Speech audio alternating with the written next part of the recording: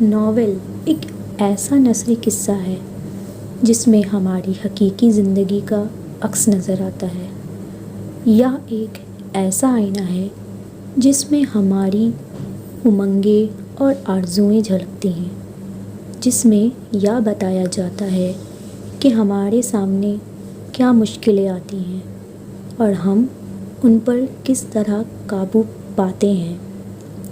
گویا ناول زندگی کی تصویر کشی کا فن ہے۔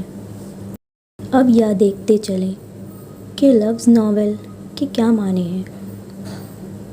ناول اطالوی زبان کے لفظ ناویلا سے نکلا ہے، جس کے معنی ہیں نیا۔ یہ نام اس لیے رکھا گیا ہے کہ ناول ایک نئی چیز تھی۔ اردو میں ناول انگریزی ادب کے راستے سے آیا ہے۔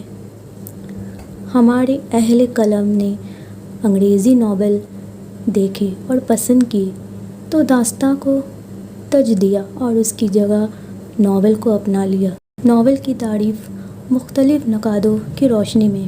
پلاویز کے مطابق ناول اس زمانے کی حقیقی زندگی اور طور طریقوں کی تصویر ہوتی ہے جس میں کہ وہ لکھا گیا ہو۔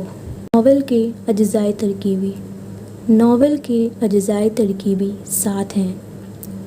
پہلا قصہ پن، دوسرا پلاٹ، تیسرا واقعہ، چوتھا کردار، پانچواں پس منظر، چھٹا زبان و بیان، ساتواں نقطۂ نظر۔